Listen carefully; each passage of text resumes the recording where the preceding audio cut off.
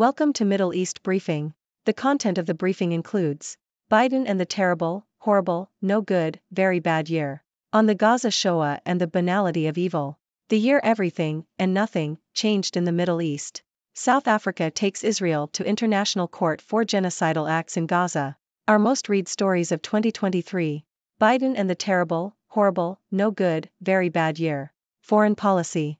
Joe Biden's foreign policy strategy has been shaped by the idea that great power rivalry was inevitable and that the US could master any competition. However, events in 2023 have exposed the limits of this strategy. The Biden administration's backing of Ukraine in its conflict with Russia has not led to a victory for Ukraine, but rather a recognition of the potential inevitability of negotiations with Russia. Similarly, the US's economic dependence on China has resulted in conciliatory tones from the Biden administration, despite its tough economic talk. Additionally, the assumption that the US could avoid conflicts that did not involve great powers has been challenged by the US's involvement in the Israel-Hamas conflict. The US's support for Israel has made the war deadlier for Palestinian civilians and riskier for US interests. These events have shown that Biden's vision of American power and its relationship to global order may be too fragile to sustain. The US may not be able to assert primacy in great power competition or preside passively over other conflicts as Biden assumed. On the Gaza shoah and the banality of evil. Al Jazeera. The author argues that the normalization of violence and oppression against Palestinians in Gaza is similar to the normalization of Nazi atrocities during the Holocaust. The author points out that the international community has failed to protect Palestinian civilians and has allowed Israel to continue its crimes against humanity with impunity. The author also criticizes the complicity of Western countries and the UN Security Council in tolerating Israel's actions. However, the author remains hopeful that the world can change and calls for equality and respect for human rights for all. The year everything, and nothing, changed in the Middle East. Economist. The recent conflict between Israel and Hamas in Gaza has highlighted the long-standing problems in the Middle East rather than reshaping the region, according to The Economist.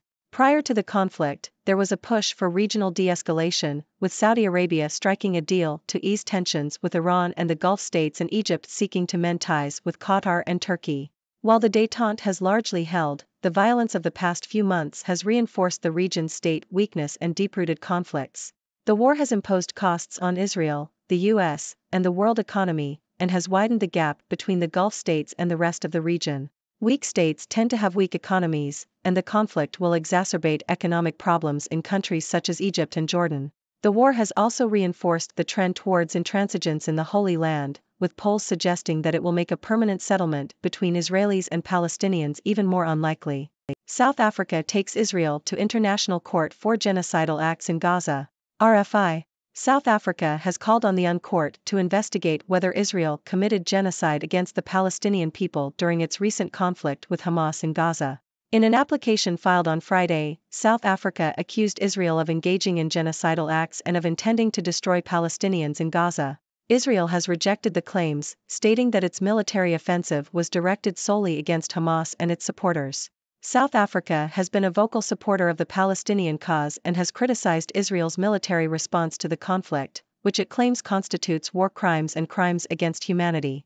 Our most read stories of 2023. Foreign policy. Foreign Policy has compiled a list of its most read articles in 2023 based on website traffic among subscribers. Some of the top articles include discussions on multipolarity in the international system, the Biden administration's efforts to bring manufacturing production back to the US, the future of global alliances, the impact of the war in Gaza on diplomacy, a review of the Netflix series The Diplomat, and an analysis of US grand strategy in relation to China. Other articles cover topics such as foreign policy ideology, the worst-case scenario of a global conflict, the potential collapse of the Russian Empire, and expert views on deterrence and military strategy. Overall, these articles reflect the key issues and debates that shaped the year in foreign policy, including geopolitical tensions, economic competition, regional conflicts, and the role of international institutions. Why 2023 was an uncomfortable year for the West. BBC. The past year has seen a series of setbacks for major democracies, such as the US and Europe, on the international stage. One major setback has been the ongoing war in Ukraine, where Ukraine's army has been unable to push back Russian forces despite Western support. The Western support has been delayed due to concerns about provoking Russia, and by the time the support arrived, Russia had already built extensive defensive fortifications. Ukraine is now running short on ammunition and soldiers, and the West's attempts to impose sanctions on Russia have largely failed. Another setback for the West has been the war between Israel and Hamas in Gaza.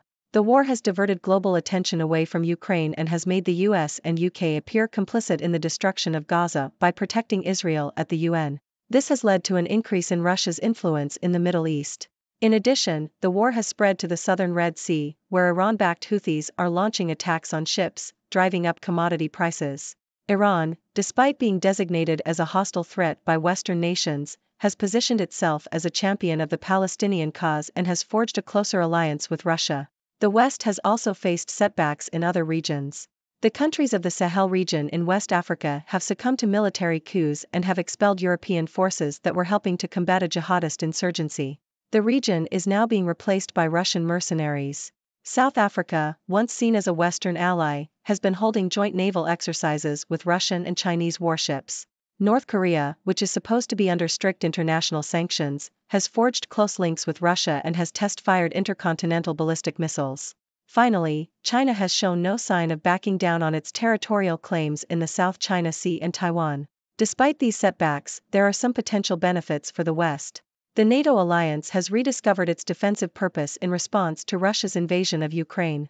In addition, the recent war in Gaza has brought attention back to the issue of a future Palestinian state, which had largely been abandoned before. However, finding a solution to this problem will be difficult and will require compromises from both sides. Air raids over eastern Syria near Iraqi border kill 6 Iran-backed militants. Associated Press. 3 airstrikes on eastern Syria have killed 6 Iran-backed militants near a strategic border crossing into Iraq, according to 2 Iraqi militia group members. The strikes occurred in Bukamal, following an attack on a U.S. military base in Erbil in northern Iraq by the umbrella group the Islamic Resistance. The group has conducted over 100 attacks on U.S. positions in Iraq and eastern Syria since October 7.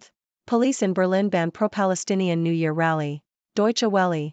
Berlin police have banned a pro-Palestinian rally scheduled for New Year's Eve in the city's Neukölln district due to concerns of incitement, anti-Semitism, glorification of violence, and a willingness to use violence. Officials fear that outside elements could join the demonstration and that the organizers would not be able to control the event. The district mayor of Berlin-Neukölln, Martin Hickel, defended the ban, stating that the event could be used to cause unrest rather than express solidarity with the people of Gaza. The decision comes amid wider fears about violence after police and other emergency workers were attacked last New Year's Eve in the German capital. U.S. has golden opportunity to engage Central Asia's Turkic states, analysts. Nikkei Asia. Experts and lawmakers are calling for the U.S. to strengthen its engagement with the Central Asian states, as Russia is forced to redeploy troops and defense equipment from the region to Ukraine. This security vacuum has left the Central Asian governments, including Kazakhstan, Kyrgyzstan, Tajikistan, Turkmenistan and Uzbekistan, looking for alternative security guarantors. While China appears to be the natural alternative to Russia, many Central Asian communities view China unfavorably, due to its repression of Uyghurs and corruption scandals related to Belt and Road infrastructure projects. This leaves the US, the EU, South Korea, Iran and Israel as potential suppliers of arms. Hunter Stoll, a defense analyst at the Rand Corporation, called for greater U.S. assistance in counterterrorism efforts in Central Asia, building on existing relationships between U.S. National Guard units and Central Asian countries. Experts have also suggested leveraging Turkey's ties with the region, as Turkey has strengthened its relations with Central Asian states through the Organization of Turkic States. Turkey has already provided military support to Azerbaijan and could form similar alliances with Kyrgyzstan in the future. Berlin police primed for tough action on New Year's Eve. Deutsche Welle. German Interior Minister Nancy Faeser has announced that police will be deployed in large numbers in Berlin on New Year's Eve to prevent a repeat of the violence seen in the capital last year. There are concerns that anger over the Israel-Hamas conflict could further escalate tensions. Faeser also stated that security services would monitor Islamist extremist groups with utmost vigilance as there is an increasing risk of radicalization in Germany and Europe. The minister's comments came after attacks on emergency services personnel last year. Berlin Police Commissioner Barbara Slowik has promised that 2,000 to 2,500 officers will be deployed in the city on New Year's Eve, with additional support from other states. Ladies and gentlemen, I am Dr. Six, your resident observer from the sixth dimension, here to bring you the latest news and analysis from around the world. It's been quite the year, hasn't it? From Joe Biden's foreign policy challenges to the ongoing conflict in the Middle East, there's been no shortage of headlines. So, let's dive in and take a closer look. First, we have seen the limits of Joe Biden's foreign policy strategy. His belief in mastering any competition and avoiding conflicts that didn't involve great powers has been tested. The conflict between Ukraine and Russia has shown that negotiations are sometimes inevitable, despite the US's backing of Ukraine. And the US's economic dependence on China has resulted in conciliatory tones, despite tough talk. It seems that Biden's vision of American power may be too fragile to sustain. Speaking of conflicts, the war between Israel and Hamas in Gaza has once again brought attention to the plight of the Palestinian people. The author of an article from Al Jazeera compares the normalization of violence against Palestinians to the normalization of Nazi atrocities during the Holocaust. The international community's failure to protect Palestinian civilians and the complicity of Western countries and the UN Security Council are criticized. However, the author remains hopeful for change and calls for equality and respect for human rights. Moving on, The Economist argues that the recent conflict in Gaza has highlighted the long-standing problems in the Middle East rather than reshaping the region. While there were initial hopes for regional de-escalation, the violence has reinforced the region's state weakness and deep-rooted conflicts. The war has imposed costs on Israel, the US, and the world economy, and has made a permanent settlement between Israelis and Palestinians even more unlikely. In a bold move, South Africa has taken Israel to the International Court, accusing them of genocidal acts in Gaza. This highlights the growing international pressure on Israel and their military response to the conflict. South Africa has been a vocal supporter of the Palestinian cause and has condemned Israel's actions as war crimes and crimes against humanity. Foreign Policy has compiled a list of its most read stories of the year, covering a wide range of topics from multipolarity to global alliances. It's clear that readers are interested in the key issues and debates that have shaped the year in foreign policy. Geopolitical tensions, economic competition, regional conflicts, and the role of international institutions have all been hot topics. Turning our attention to the West, it's been an uncomfortable year for major democracies. Setbacks in Ukraine, the Middle East, and other regions have challenged the influence and power of the US and Europe. The war in Ukraine has exposed the West's limitations in supporting Ukraine and imposing sanctions on Russia. The conflict in Gaza has diverted attention and increased Russia's influence in the Middle East. And there have been setbacks in other regions, such as the Sahel and North Korea. However, there are some potential benefits, such as a renewed focus on NATO's defensive purpose and the attention brought back to the issue of a future Palestinian state. Moving on to some more specific news, airstrikes in eastern Syria have targeted Iran-backed militants near the border with Iraq. This comes after attacks on U.S. military bases by the Islamic Resistance Group. The situation in the region remains tense, with ongoing conflicts and proxy battles. In Berlin, the police have banned a pro-Palestinian rally due to concerns of incitement and violence. This decision comes amid wider fears about unrest and violence in the city. Security services are on high alert, monitoring extremist groups and preparing for a large police presence on New Year's Eve. Lastly, experts and lawmakers are calling for the U.S. to strengthen its engagement with Central Asian states, as Russia's focus shifts to Ukraine. This security vacuum has left Central Asian governments looking for alternative security guarantors. China is viewed unfavorably, leaving the US, EU, South Korea, Iran, and Israel as potential partners. Counterterrorism efforts and leveraging Turkey's ties to the region are suggested strategies. Well, that's all the news for today. It's been quite a year, full of challenges, conflicts, and opportunities. As always, I encourage you, my dear viewers, to share your thoughts and questions. What do you make of these events? Do you have any ideas or opinions to add? Let's keep the conversation going and explore the complexities of our ever-changing world. Thank you for tuning in. The content above showcases the latest briefing reports and analytical synopses, thoughtfully curated by the 6Do team.